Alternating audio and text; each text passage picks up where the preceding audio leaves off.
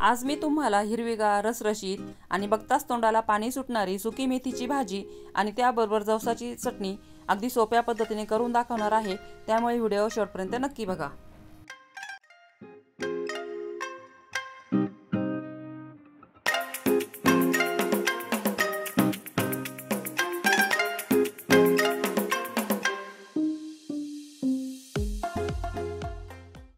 सगळ्यात अगोदर पॅन मध्ये आपल्याला 1 कप एवढे जवस घ्यायचे आहेत आणि आता हे जवस आपल्याला लो टू मीडियम फ्लेमवर 3 ते 4 मिनिटांसाठी छान भाजून घ्यायचे आहेत आणि भाजल्यानंतर हे आता आपल्याला एका डिश मध्ये काढून ठेवायचे आहेत थंड होण्यासाठी।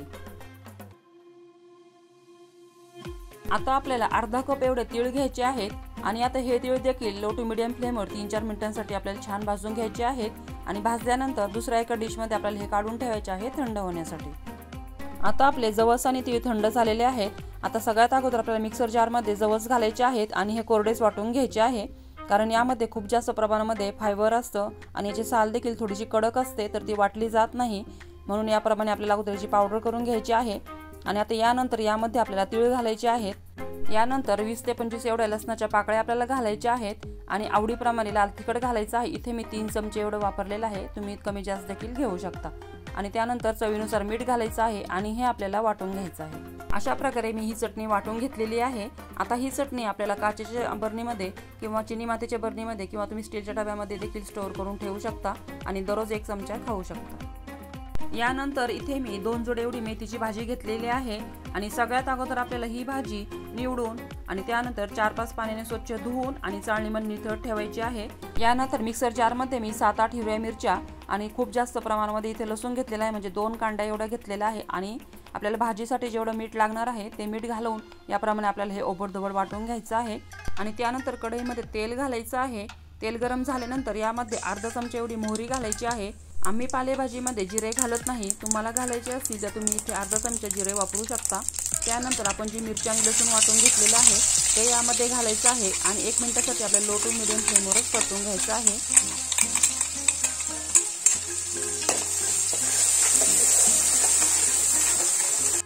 आता यामध्ये आपल्याला धुवून ठेवलेली मेथीची भाजी थोडी थोडी करत घालायची आहे आणि परतून घ्यायची आहे, कारण एका वेळेस सगळी भाजी कढईमध्ये बसणार नाही, म्हणून मी 2 ते 3 वेळेस ही भाजी थोडी थोडी करून घातलेली आहे आणि हे परतून घेतलेली आहे।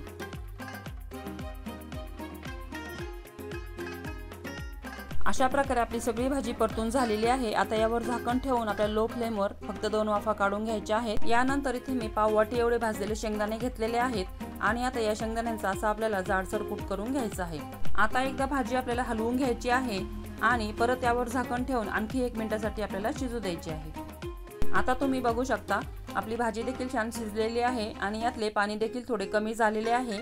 आता यामध्ये आपल्याला जो आपण दाण्याचा कूट करून घेतलेला आहे तो यामध्ये घालायचा आहे आणि एकदा मिक्स करून घ्यायचं आहे आणि 1 मिनिटासाठी लो फ्लेमवरच आपल्याला हे थोडंसं आणखी परतू द्यायचं आहे। तुम्ही इथे बघू शकता अगदी हिरवीगार रसरशीत बघताच तोंडाला पाणी सुटेल अशी आपली इथे सुकी मेथीची भाजी तयार झालेली आहे। तुम्ही जर माझ्या पद्धतीने ही मेथीची भाजी बनवलीत तर तुमची मेथीची भाजी कधीही कडू होणार नाही आणि भाकरीबरोबर तर एकच नंबर लागते।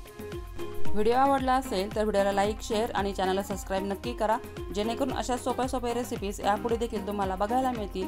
आणि व्हिडिओ शेवटपर्यंत बघितल्याबद्दल सर्वांचे अगदी मनापासून धन्यवाद।